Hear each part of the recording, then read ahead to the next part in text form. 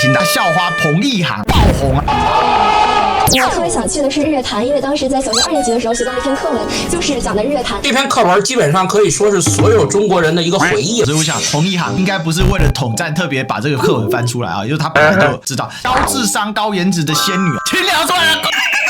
其实也就这样，到底有什么好吹的？被统战宣传了啊！这该不会间谍啊？说话不自然呐、坚持统战，谁看你同胞？三立一群在新闻下面崩溃了。这次陆生团来台，真的让民进党全线溃败。其实我们也挑白的讲，你说陆生访台是不是有统战的内涵在里面？沈伯洋的幻想有没有错？有人说完全错。可是除非你要干的就是完全敌对。其实对民进党来讲，最大的问题是什么？他的东西太无聊了。青鸟每天骂骂咧咧的，黑熊每天骂骂咧咧，他以前那种好玩不见了，留下来只剩下很粗暴的言论，然后导致自己越做越死。连小学课文都可以统战他，水准这么差嘛？他们除了只会在那边呛下把人家掉路灯，除了只会在倒卖逃跑货，他的战力在哪里？他们就想要做什么督战队嘛，最后全部都去死嘛。他绕着盆满钵满刚刚好嘛。Ladies and gentlemen, welcome the host. 北京清大校花彭一航爆红，竟然开始在签棒球了！我的天哪！我特别想去的是日月潭，因为当时在小学2年级的时候学到了一篇课文，就是讲的日月潭。大家都开始说这彭一航是谁啊？莫名其妙从突然冒出来了。陆生团呢，校花红遍两岸啊，仙女学霸学历曝光。彭一航呢是个大2学生啊，人家说神似刘亦菲啊，两岸网友关注高智商高颜值的仙女哦，履历也曝光了。她从小呢读的都是很屌的学校，比如说呢，从小读的是人大附中、中国人民大学附属中学，喜欢围棋啊、钢琴啊、绘画啊、街舞啊，也赴世界芭蕾舞的殿堂呢，俄罗斯的瓦冈诺瓦芭蕾学校学习，每年赴各国演出参赛，多才多艺。他呢出众的外貌呢，也拍过 Kindle 电子书的平面广告，也获得美国迪士尼 Fashion Kids 公主选拔的中国总决赛亚军哦。那他学什么呢？他学的是汉语言文学专业2年级啊。Trade 上面搜寻啊，一大堆人啊就在讨论这个彭一航，然后呢，这只随便一则彭一航在听音乐，竟然呢有1000多个爱心啊，旁边围绕了一群人，我想他不自在吧？其实也就这样，到底有什么好吹的？请聊出来了，go！ 马美要酸好了啦，博宏别再发你那破股票了，也就那样。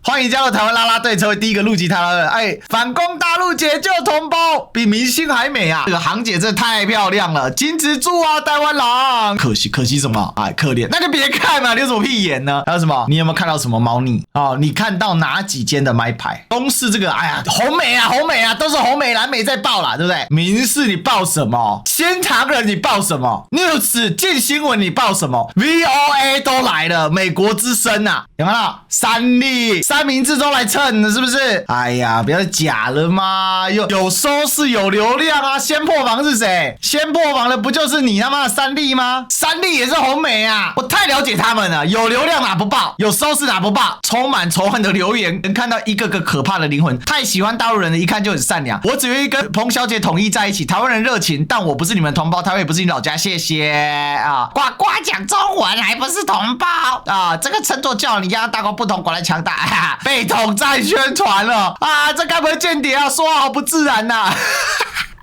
间谍光明正大对镜头发言，奇葩。高情商不知道，但说话很不自然，有没有？坚持统战，那别看呢、你们是中国人，你们台湾人不用不同护照，不是同胞，那干嘛看呢？我跟贵国不一样，看了毛骨悚然啊！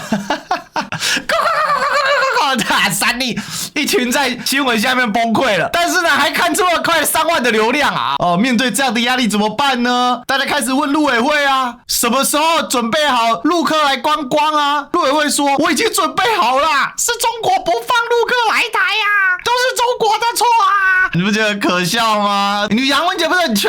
可怜的陆委会啊，党也不是，不党也不是，只好说都是中国的错，连三立都沦陷了，那笑死了。这一次陆生团来台，真的是让民进党全线溃败。大家就是喜欢啊，不然怎么办呢？可怜呐！啊，现在只能说，哎，都是一味啊似是而非的理由啊。国人附录是路人来台的7.2倍啊，废话啊，不然有种就限制台湾人不要去中国大陆啊，在断章取义啊，连吹上面的风向都逆着吹，你民进党还可以吹去哪里？哎，也只能卖一些边角料啊，什么去故宫塞爆了啊，公开狗戏塞啊。哎，奇怪，故宫这年不才在讲说，哎呀，糟糕，人数不够啊，所以民进党现在哦，其实可怜啊，未来看到他们这种软性崩溃的场合还是会比比皆是啦。这篇课文现在我截的图的版本，也就现在小学2年级正在使用的教材是2017年版的。我25年前读小学2年级，我也学过这篇课文，所以这篇课文基本上可以说是所有中国人的一个回忆了。第二个，大家可能更专注于彭一航清华大学的一个学历，其实截至目前值得他骄傲的不是清华大学，是中国人民大学附属中学。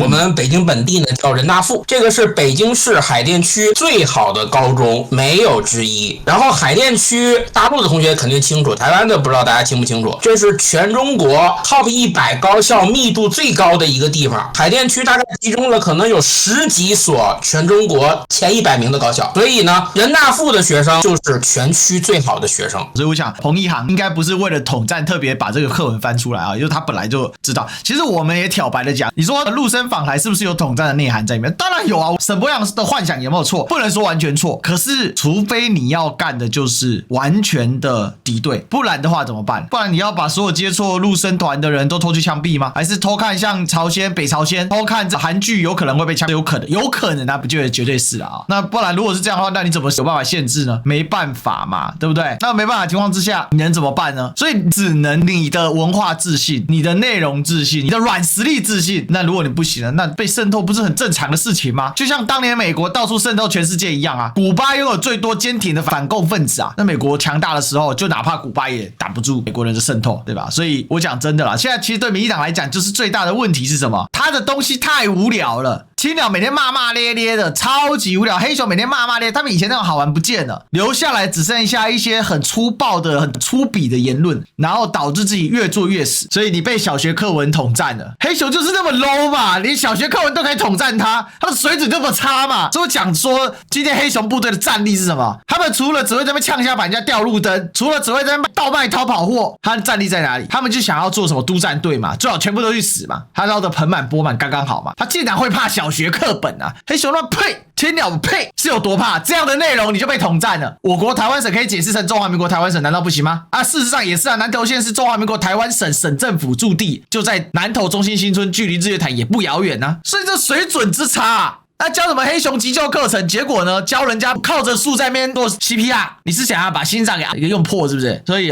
可怜的黑熊战力啊，哎，看不起他们。